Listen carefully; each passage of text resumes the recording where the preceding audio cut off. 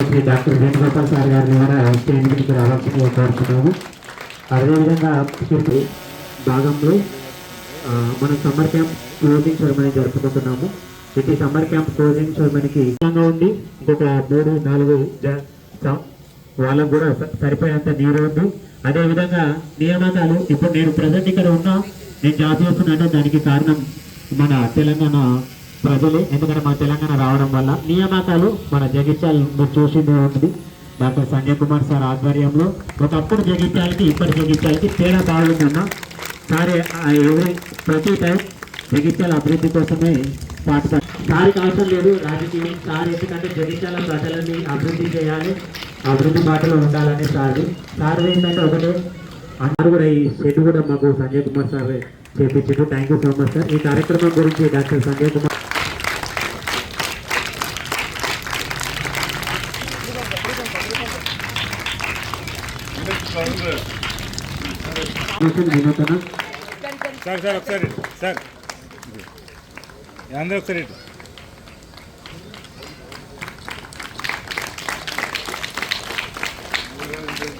Congratulations.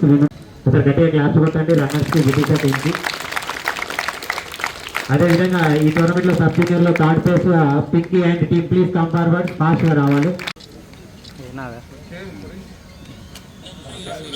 అదేవిధంగా sir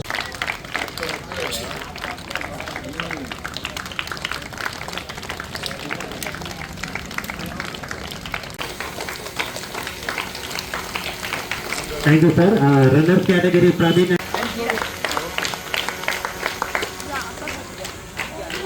thank you so much.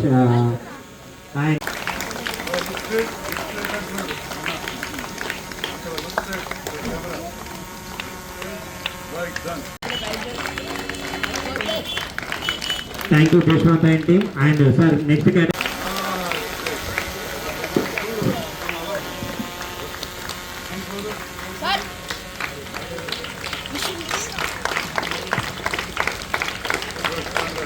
and season run.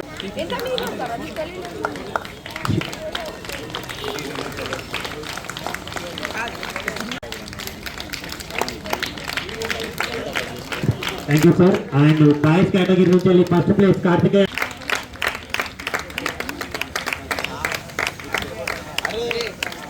Congratulation Karthikeya. ఈ coach వాళ్ళ తమ్ముడు సార్, చరణ్య వాళ్ళ తమ్ముడు. అండ్ ఈ season runners Mayur and team please come forward.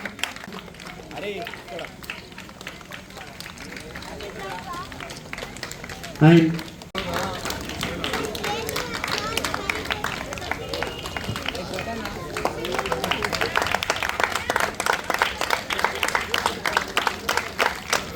thank you sir. Going to Arabia ఈ tournament లో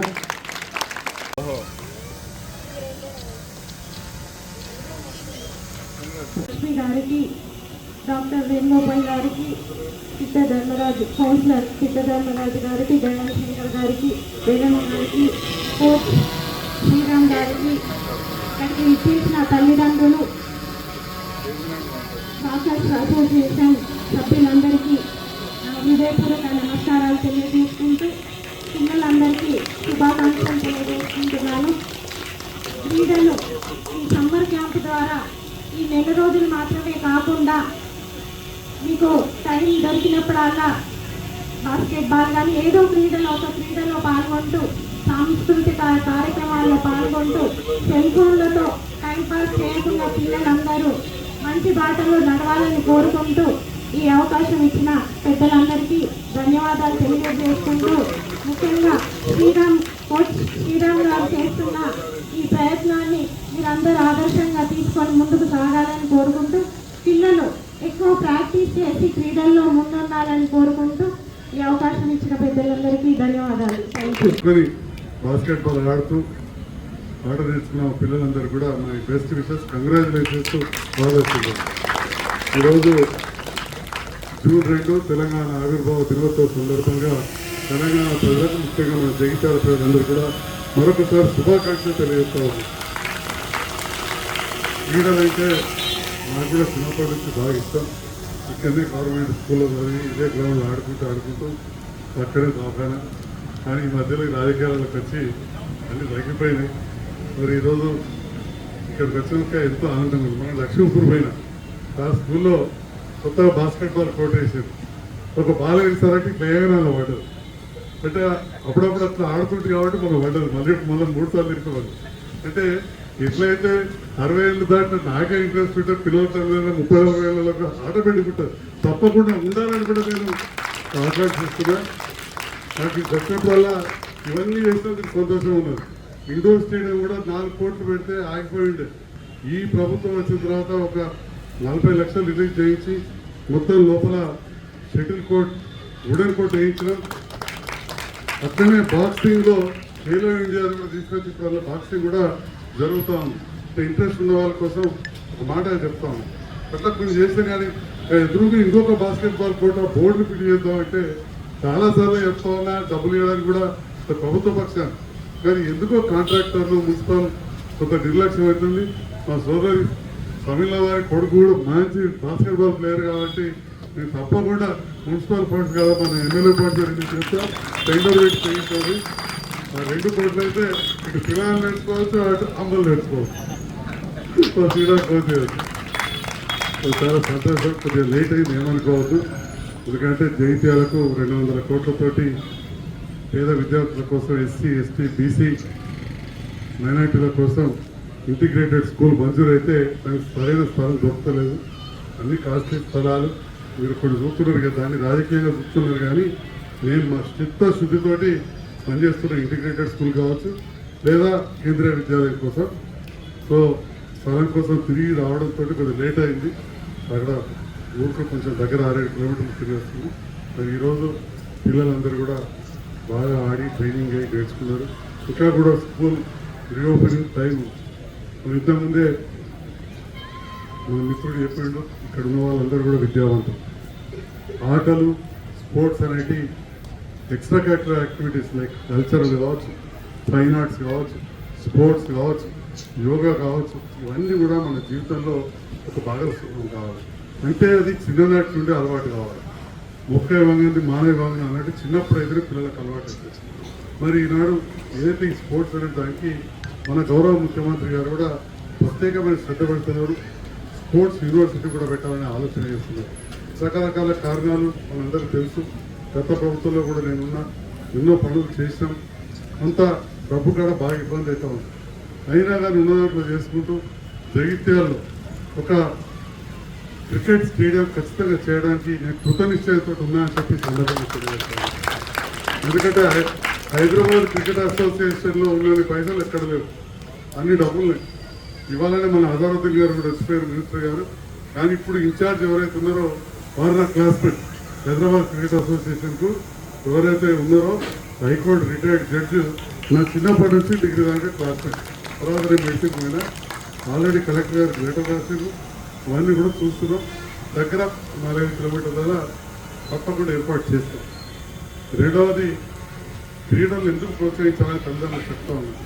ఒకటి మనందరికీ తెలుసు, ఆరోగ్యము, దారుణ్యం, హెల్త్ మంచిగా ఉంటుంది అవన్నీ.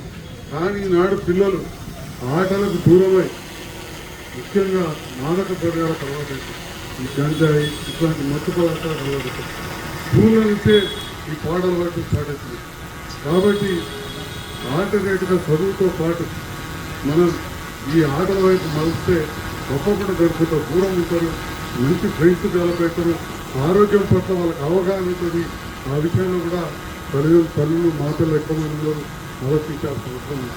ప్రతిదీ కూడా మన ఇంట్లో తల్లి నుంచే, తల్లే మొదటి గురువు ఎవరికైనా కానీ, తల్లే మొదటి గురువు. సో కాబట్టి చాలామంది లేడీస్ వచ్చి really very happy, proud to see all the mother. నేను అందరి నుంచి గర్వపడతా ఉన్నా. నేనందరూ పిల్లలు ఇక్కడ తీసుకురాను. నాకు కూడా నా బిడ్డ చిన్నప్పుడు స్విమ్మింగ్ నేర్పడానికి నా భార్య ఒక 4 రోజుల నుండి నేర్పించుకొస్తా ఉంది. అట్లా ఇప్పుడు నా మనవరాలు కూడా నా బిడ్డ అట్లే తీసుకొని పోతా ఉన్నారు, అక్కడ ఇక్కడ ట్రైనింగ్ పెడతాం. సో మీరు ఇక్కడ రావడం చాలా సంతోషం. ఇంకొక విషయం, నేను కంటి డాక్టర్. నేను పనుల క్యాంపులు చేస్తే చాలామంది అప్రిషియేట్ చేస్తారు, ఎక్కువ గవర్నమెంట్ స్కూల్. అప్పుడు 100కి 4 అద్దాలు వస్తుంది. ఇప్పుడు 100కి 12 నుంచి 15 మందికి వస్తున్నాయి. నేను ఈ మధ్యలో 7 కానీ నేను డాక్టర్ ఉన్నా కాబట్టి ఎప్పటికప్పుడు మార్పులు వస్తున్నాయి. నేను ఇట్లా ఈ ట్రైనింగ్ ఉంటుందో మా ట్రైనింగ్ అడ్వాన్స్ పెట్టడానికి పోతూ ఉంటాను. రీసెంట్గా తెలంగాణ ఆస్ట్రాలజీ సొసైటీ మీటింగ్ అయితే నన్ను కూడా పిలిచారు, స్వాగతించారు, గౌరవించారు. అక్కడ విశాఖపట్నం నుంచి ఒక ఫేమస్ డాక్టర్ వచ్చి చెప్తా ఉండేది, ఇవాళ స్కూల్ స్క్రీనింగ్ క్యాంప్ చేస్తే 12 నుంచి 15% మంది పిల్లలకు పాయింట్ వస్తున్నది 10th క్లాస్ వచ్చే లోపల. దానికి కారణం ఏంటి అంటే గుజరాత్ నుంచి ఒక చాలా ఫేమస్ డాక్టర్ వైద్యం కకాడియా అని వచ్చారు, చాలా ఫేమస్ అయితే ఇంతకు మనకి దగ్గర చూసి సెల్ ఫోన్లు, గదే బుక్కులు, అదే టీవీ చూసేసరికి ఐస్ ఆ దూరం చూడడానికి ఇదైతే ఐ గ్రో అవుతుంటుంది, ఆ దూరం చూడలేదు. ఎప్పుడైతే ఆటలు ఆడుతారో, గ్రౌండ్లోకి వస్తారో, తిరుగుతారో మనం దూరం చూస్తూ ఉంటాం. ఇప్పుడు చిన్నప్పుడు ఉదాహరణ, నేను ఏ కుటుంబంలో వచ్చినా కానీ నాకు అతిథిగా ఉన్నా కానీ సైకిల్ మీద తిరుగుతుంటుంది, ఆడుతుంటుంది, సర్కార్ బల్ల నేను దూరం చూస్తాను.